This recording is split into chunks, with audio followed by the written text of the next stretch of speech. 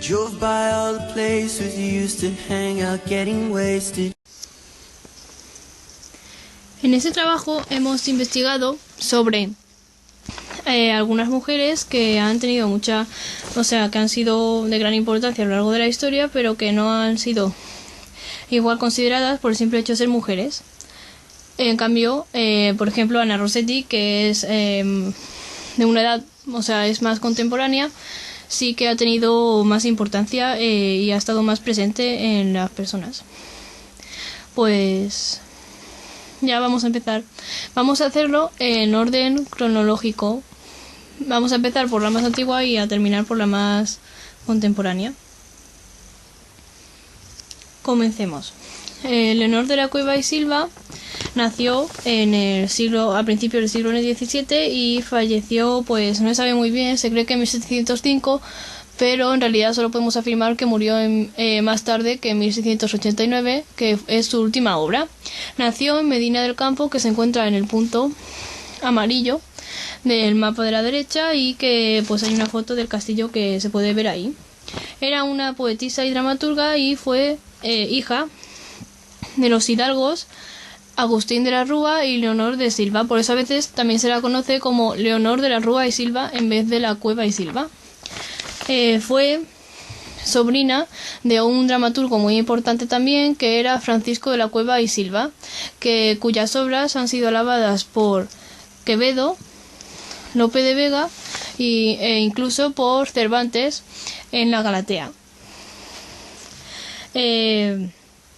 Leonor de la Cueva y Silva pertenece al siglo de oro español, concretamente al siglo XVII, en la que se empieza a aparecer el barroco, que era un nuevo movimiento cultural que tenía un pensamiento más pesimista de la vida. Concretamente es al siglo de oro español. Y bueno, ya vamos a empezar con las obras literarias. Ella escribió en su vida poesías, tanto sonetos como liras e incluso romances, que están recogidas en un cancionero del siglo XVI y XVII. Pero su primera obra conocida se publicó en 1625 y era una poesía dedicada a la muerte de su tío Francisco de la Cueva y Silva. Y a la vez su última obra publicada fue en 1689, por eso solo se puede afirmar que murió después de la fecha de la publicación de esa obra, que es un soneto dedicado a la muerte de María Luisa de Orleans, madre mía. Pero una de sus obras más importantes es una comedia, esta es María Luisa de Orleans. Pero una de sus obras más importantes es una comedia palatina, La firmeza en la ausencia, que una comedia palatina quiere decir que tiene unos personajes que están relacionados con personajes mitológicos, como por ejemplo Teodoro en El perro del hortelano, que es una obra teatral de Lope de Vega. Él quiere conseguir el amor de Diana, que por un lado quiere salir con Diana para conseguir su fortuna, pero por otro lado tiene miedo a caer, como hizo Ícaro al volar demasiado cerca del sol y ahogarse en el agua. Pues esta obra se desarrolla en la corte de Filiberto de Nápoles, que era el rey, y el tema principal es, aparte del amor, la firmeza amorosa de la mujer, que pues lo que quiere es criticar esta idea de que las mujeres siempre cambian de opinión con respecto al amor. Pero también aparecen otros temas como el poder real y los conflictos entre el honor personal y la obediencia debida al monarca. Pero los protagonistas de la obra asumen que las mujeres que aparecen en esta son unos seres inferiores, comparados con otros modelos femeninos con valores más fuertes y una personalidad propia y también basada en la lucha, como por ejemplo María de Zayas. Los personajes de María de Zayas, que era una novelista, que escribía novelas al estilo italiano y que su obra principal es Novelas ejemplares. sus personajes, que la mayoría eran femeninos, tenían una personalidad fuerte. Y también Ana Caro de Mayén, que era amiga de María de Zayas, era una escritora, se cree que profesional, porque ya vendía sus obras y se cree que era una de las primeras mujeres que vendía sus obras. Y en el Conde, ella era dramaturga, y en el Conde Partinoplés, la engaña al personaje principal, que es una mujer, la engaña un hombre que luego huye, y ella va a recuperar su honor y a luchar por él. Y ya está. Ahora vamos, pues por último, que sus obras reflejan ideas de su tiempo y muestran un gran conocimiento de la cultura, tanto literaria como histórica.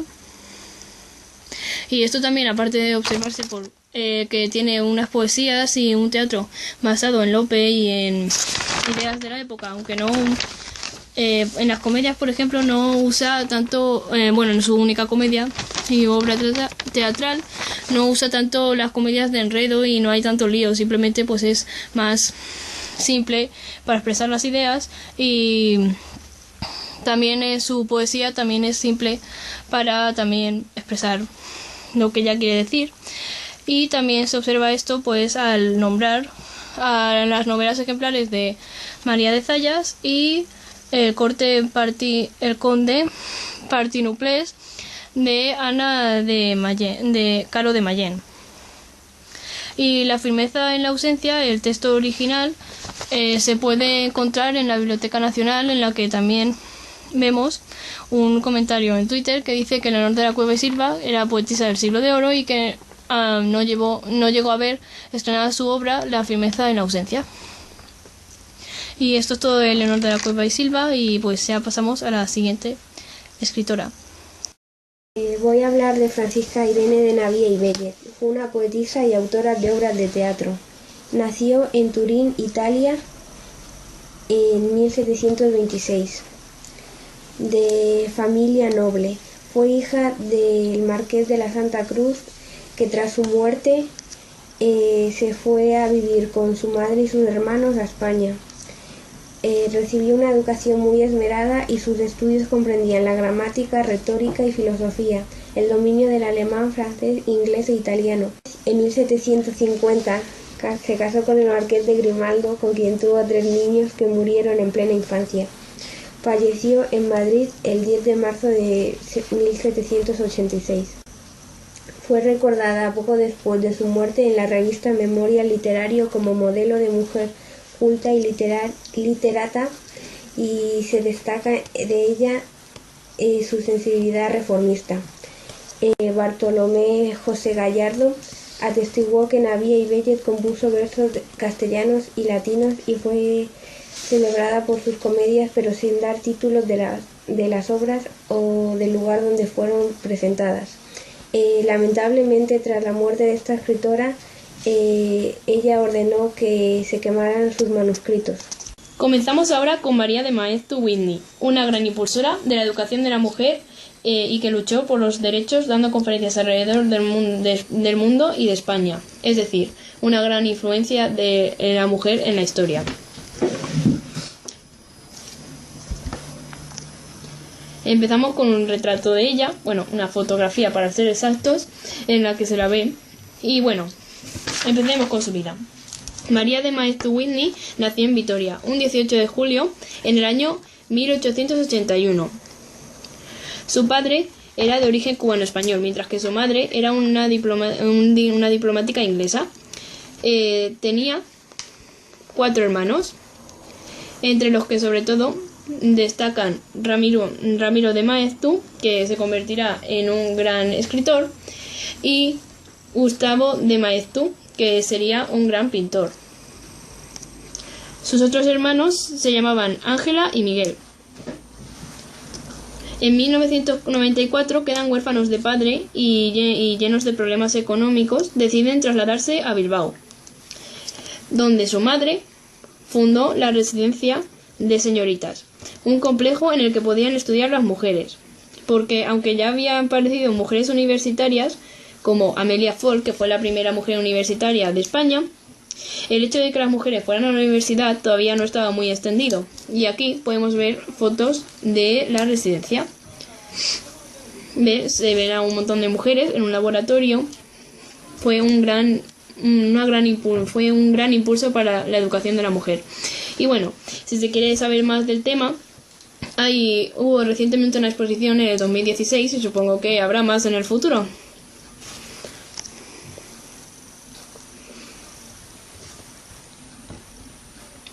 Mientras tanto, María de Maeztu continuó con sus estudios de magisterio y derecho y ayudó a su madre a la organización de la escuela. De ahí probablemente sacó su preocupación por la educación y por la igualdad entre los hombres y las mujeres.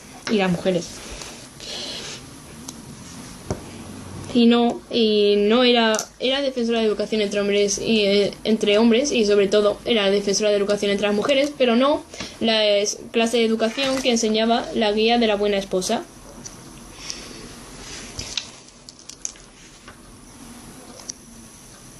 En 1902 alternó su trabajo como profesora con las conferencias que ofrecía por España y Europa. Fue una gran expulsora de la educación femenina, como ya he dicho antes. Esto marcó en gran medida su vida. En 1908 acudió al certamen pedagógico de Londres en calidad de observadora y allí aprendió nuevos métodos de enseñanza provenientes de las escuelas más progresistas del siglo XX. En 1915 y con una exitosa carrera a sus espaldas, María fundaba en Madrid la Residencia Internacional de Señoritas. El nuevo centro cultural acogía a intelectuales extranjeras que visitaban España y consiguió crear un ambiente culto y erudito en el que las mujeres daban rienda suelta a sus conocimientos. Además, se organizaban citas con famosos escritores de la talla de Lorca, como se puede ver en esa imagen, y Ortega y Gasset, y entre otros también a Zorín. Más tarde actuó como directora de la sección primaria en un instituto escuela. En 1926 pasaba a dirigir en Madrid el Liceum Club Femenino, que es, ahí hay uno de los miembros que se observan son del Liceum Club.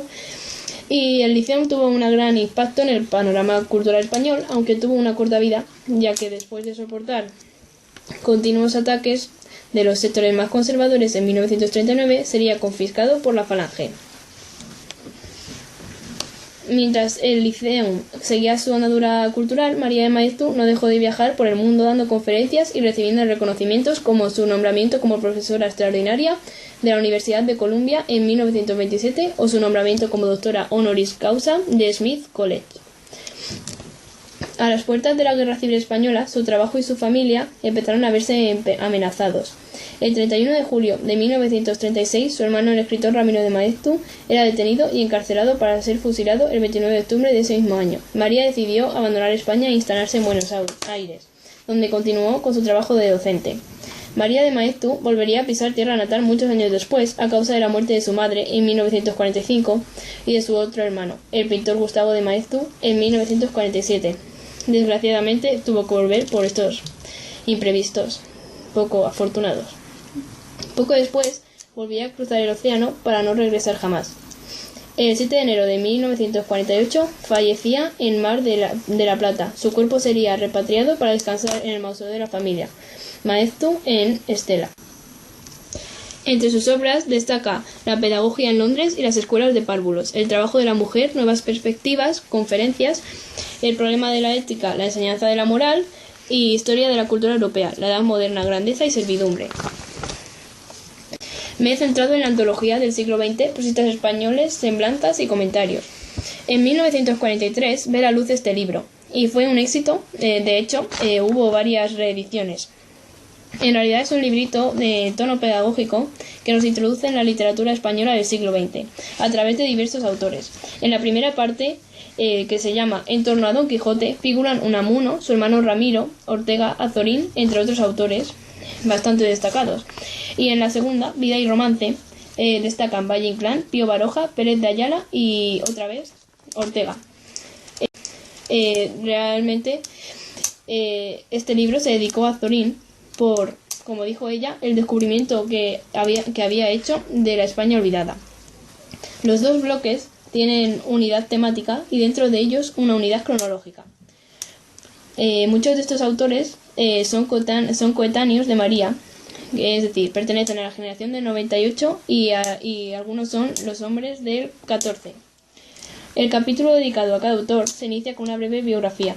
En ese momento, a la vez que escribía este libro, María preparaba otro libro, El pensamiento español contemporáneo, que no llegó a publicarse nunca. Voy a leer algunas de las citas que a mí más me gustan de María de Maeztu. La primera habla sobre la mujer. Y bueno, empiezo. Qué duro, qué áspero, qué difícil, sobre todo para una mujer, es en España el camino a seguir para hacer una obra social. Qué enorme delito pretender que se logre un tipo de vida más humano donde las mujeres se encuentren en un clima adecuado sin que tengan que sufrir lo que he sufrido yo para fabricármelo artificialmente. Me parece desgarrador e ilustrativo sobre la situación que vivían las mujeres en esa época. Y bueno, aquí...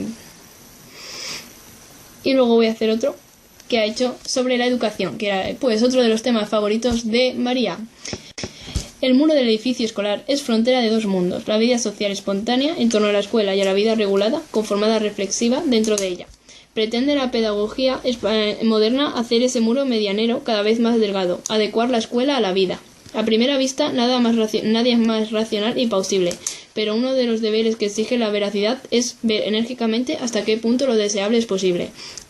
Vida es espontaneidad. La educación es función vital que reobra sobre el resto de la vida para conformarla. Por tanto, la vida escolar no podrá ser nunca totalmente espontánea.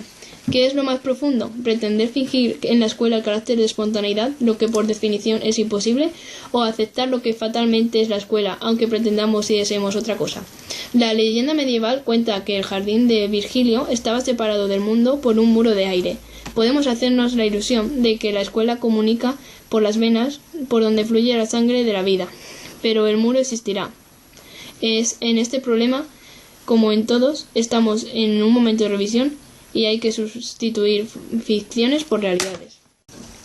Si se quiere tener más información sobre esta autora, es necesario buscar en internet, en RTV a la carta, concretamente el documental sobre Mujeres para un siglo, María de Maeztu, la educación. Es bastante interesante. Aunque bueno, si miráis en YouTube también hay otro vídeo. Es un Drama Light de estos que están ahora tan de moda y que en realidad está en vasco. Y he mirado si hay subtítulos y no hay. Pero bueno, si alguien sabe vasco, pues que lo busque. Y bueno, terminamos con María de Maeztu. Esto ha sido todo con ella. Y ahora comenzamos con Ana Rossetti. Ana Bueno de la Peña, conocida como Ana Rossetti, nació en San Fernando, Cádiz, el 15 de mayo de 1950. Como poeta, revolucionó el panorama literario en la España de los años 80. Entre sus temas destaca, por un lado, el mundo estético de los placeres y por otro, su infancia. Tras la muerte de Francisco Franco y desde finales de los 70 hasta la legalización del matrimonio homosexual en junio de 2005, la sociedad española ha progresado ampliamente hacia la tolerancia en material de sexualidad y se demuestra en sus manifestaciones artísticas, como la creación de Ana Rossetti. La experiencia sexual es fundamental a la hora de generar su producción literaria. Como ella misma comenta, cualquier hecho de su vida que no se puede explicar literariamente no lo utiliza. La autora basa sus obras en las memorias de su vida. Un ejemplo es coger una rosa a medio abrir, acariciarla despacio, introduciendo entre los pétalos el dedo corazón, ir separándolos suavemente hasta que la flor queda abierta por completo, aspirar entonces su perfume intensísimo, llevármela a la boca, hundir con sus pétalos mis labios mientras intento con la lengua tocar el fondo. A lo largo de su vida ha combinado el teatro, la poesía y el género narrativo. Aunque es muy conocida por su obra poética, también destacan sus textos teatrales, un librero para ópera, novela, libros para niños y relatos. A lo largo de su vida también ha sido actriz y protagonizó en 1998 la obra Fuenteovejuna de Lope de Vega. Además, es la madre de la famosa actriz Ruth Gabriel.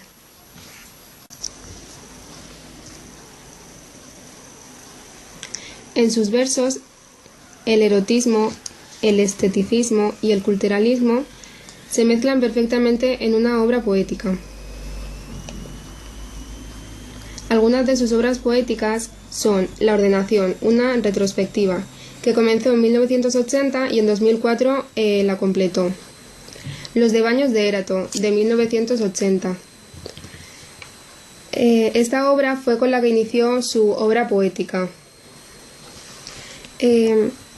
Una de sus obras más actuales fue Deudas contraídas, que la escribió en 2016. Un ejemplo de estas obras es Yesterday, escrita en 1988. Es una antología de sus libros anteriores, más algunos poemas.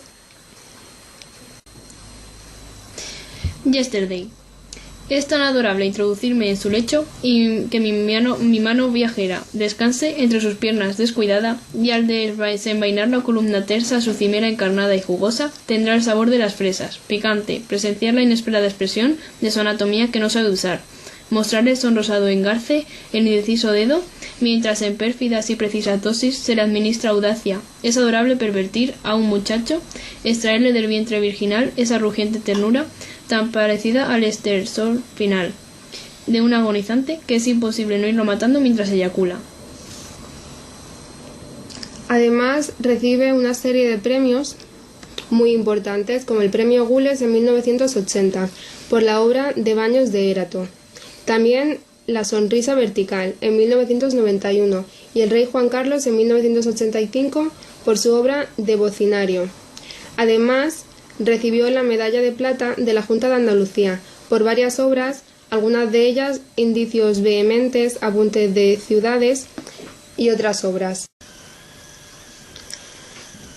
En cuanto a su literatura infantil y juvenil, destacan algunas obras como Un baúl lleno de memorias en 1997, El club de las chicas Robinson en 1999, Alex, Luisito y el osito y un montón de huevos fritos de 2001. La tejedora de redes de 2004 y Cuentos apropiados en 2014. Y ahora voy a hacer un breve inciso sobre Devaños de Érato. Esta obra, que recibió el premio Gules cuando en la década de los 80 predomina en España una corriente poética cultista practicada por los novismos, con los Devaños de Érato, Ana Rossetti introduce nuevas propuestas líricas cargadas de referencias eróticas y transgresores. Y así concluimos con este repaso que hemos hecho sobre las autoras que han sido muy influyentes a lo largo de la historia y que han estado un poco olvidadas porque se han centrado más en los hombres. Ahora vamos a enseñar lo que nos ha costado encontrar la información sobre estas autoras. Empezamos por la primera que hemos expuesto. Hay bastantes... Bueno, la Wikipedia no vamos a contar con ella porque es un poco imprecisa. Pero bueno, la verdad es que hay bastantes cosas. Mira, un vídeo en YouTube.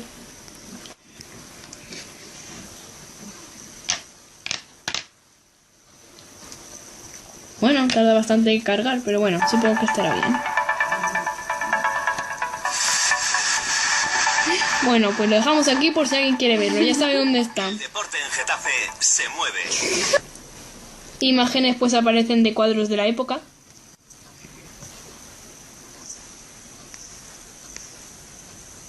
Y bueno, así aparecen bastantes cosas. Está accesible. Francisca Irene. De momento no sale mucho. Irene. De Navia y Bellet. De Navia Y Bellet. La verdad es que no aparece ahí imágenes. Bueno, aparece teatros. Un chiste sobre ETA. No sé. La mujer de las letras en España del siglo XVIII. Dramaturgia. Bueno, hay varias que salen. Bueno, de repente te lleva Inés Joyés, que bueno, supongo que tendrá algo que ver. Pero ya nos cambian. Bueno, yo creo que esta es más complicada porque casi todas te ponen otros. Vamos a entrar en la primera a ver qué hay.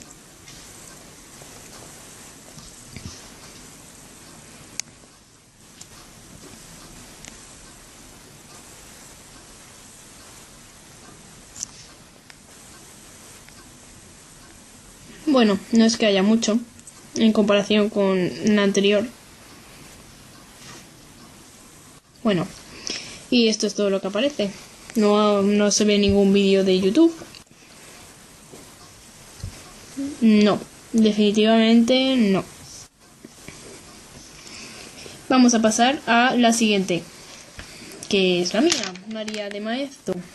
De esta va a aparecer bastante, ya lo anunció.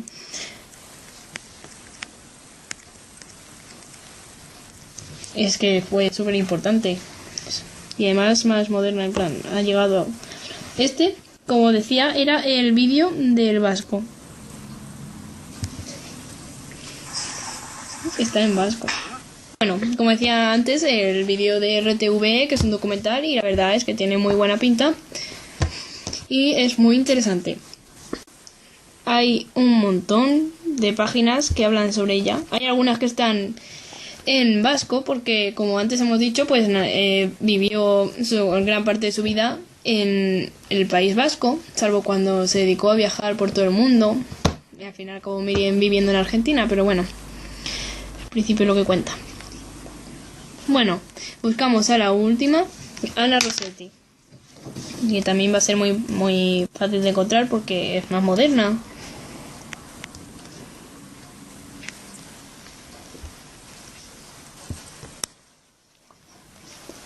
Uy, me comí una S. Y sí, es bastante fácil de encontrar. Tiene Wikipedia, fotos, además en color. Y mira, incluso fotos de los cuentos. Y bueno, de lo que no son cuentos, ¿eh? Tiene bastantes. No sé si tendrá algún vídeo, vamos a mirarlo. A ver, imágenes, pues también salen bastantes.